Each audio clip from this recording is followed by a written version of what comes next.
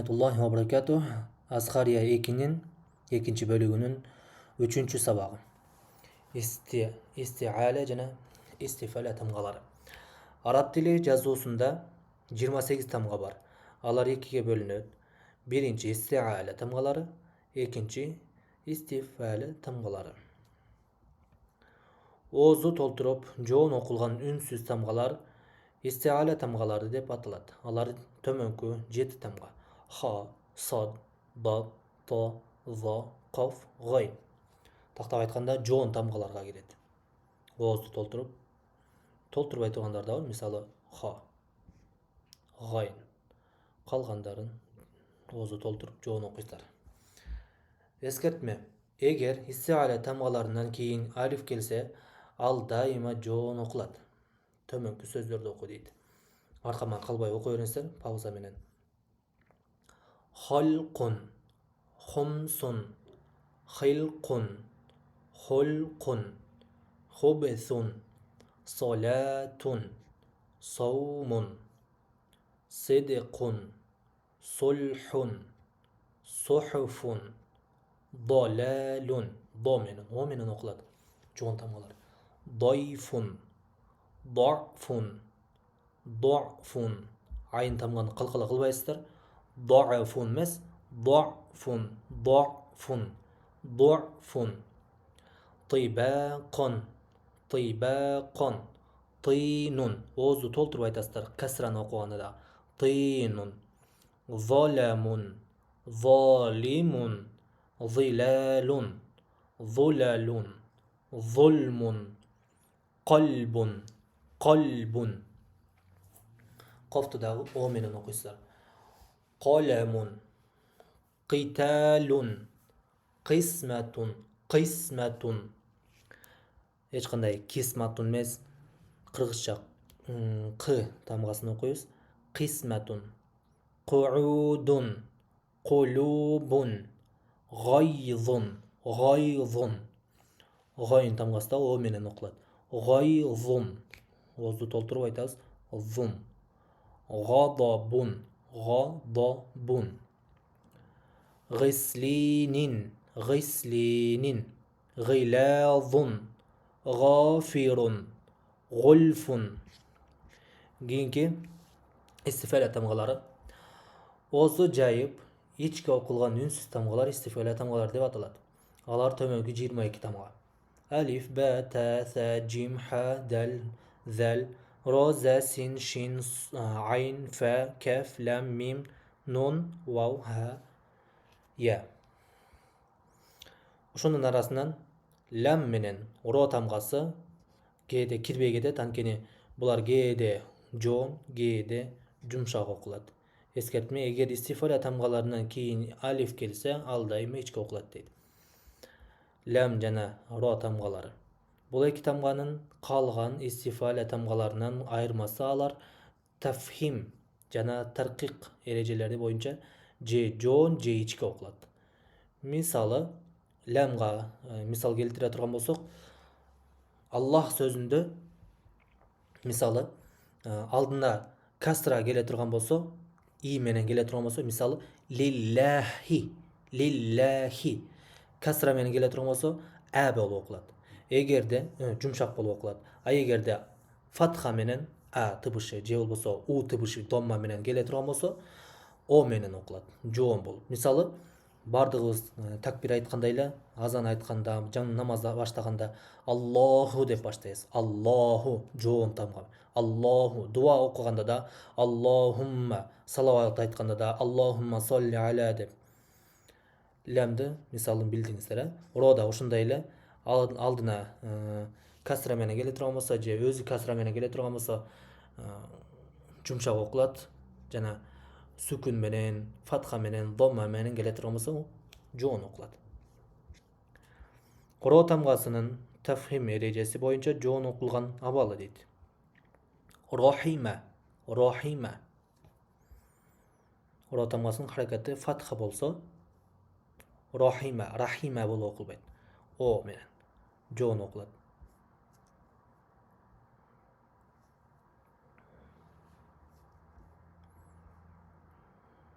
буква Р читается твердо в следующих случаях деп. Орысчада мен текст алған ұмытып қалышыптыр. Роббукум яраху нарон тайрон радия. О менен оқиыз бүт барын. Табарака расулун суратун сирата рахмани рахими ара айта. Хамзаларды білдіріп оқиыз. Ара айта لا ريب بحجارة. Б. Ро тамғасы сүкінді болып, андан мұрдағы тамғаның харакаты фатха болса, анда да жоон оқылады. Арсала. Арсала. Ешқандай әрсала емес, арсала. Жоон қылып оқиыз. Тармихим. أرحم أرض تقهر تنهر مرفوعة عرش ترهقها قرية فقدرنا يركعون قرنين. Ро тамғасының харакаты дамма болып келсе. Розиқуна. Бұнда да жоон оқиыз. Русулун лифуруджихим тазруху фурутан юхауируху руқудун جروزا يخرون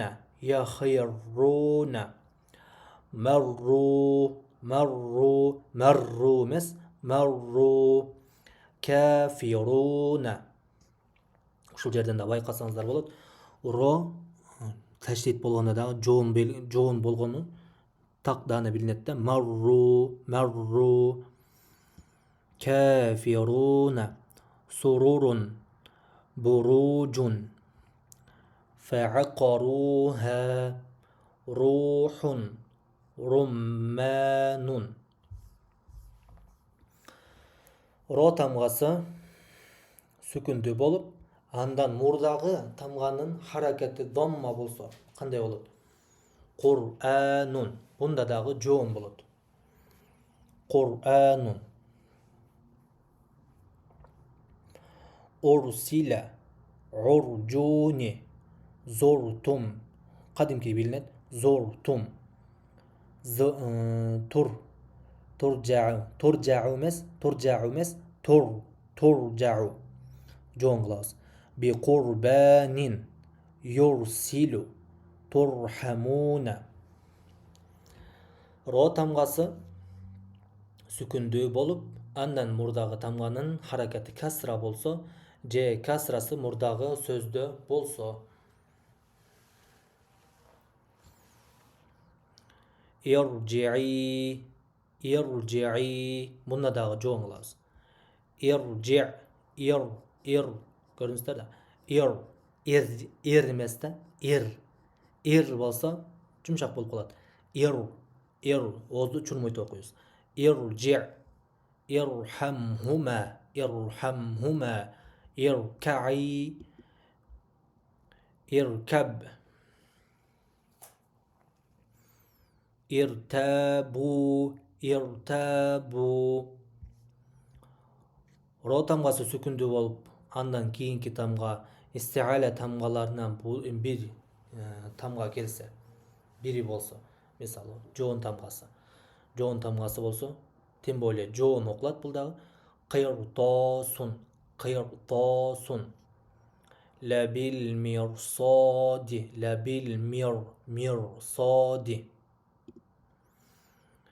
ирсадан фирқин. Ро тамғасы сүкінді болып, андан бұрдағы тамға да сүкінді болса, жана ушул сүкінді тамғадан мұрдағы тамғаның харакеті фатха же дамма болса. Әмр. Бұл жақта дағы жоон болады. Әмр, ашр, шахр, фәджр, аср, sabr, watr, qadr, qabr, sadr. Ро тамғасының тәрқиқ ережесі бойынша ичке оқылған абалы. Ро тамғасының харакаты кәсра болса, рихун, көрдіңіздер да, рихун, рихун емес, рихун, жұмшақ оқылады. Риджалун, риджсун, фариха, рихлата, биқадирин, маридин, мариджун, تجري معرضون مشركين. Ро тамғасы сүкінді болып, анда мұрдағы тамғаның харакаты касра болса. Фирдаусун, көрдіңізді? Сүкін келгенде дағы жоғын болбой, нечке оқылады. Вастағфирху, васбир, was jo'n bir şirkun fir'aunu miryatin. Ро тамғасының харакаты касра болып, анда мұрдағы тамға сүкінді болса, сүкінді я болса, тоқтоған абалда дейді. Хайр, жұмшақ оқылады. خبير بصير ضير مصير حرير. Кейінгі сүкінді ро тамғасынан мұрдағы тамға, сүкінді ро тамғасынан мұрдағы тамғадағы сүкінді болып, андан мұрдағы тамғаның харакаты касра болса. Мысалы, хиджр, сихр, жоғын оқылбайды, жұмшақ оқылады. Кейінгі 4-ші сабақ. Ассаламу алейкум ва рахматуллахи ва баракатух.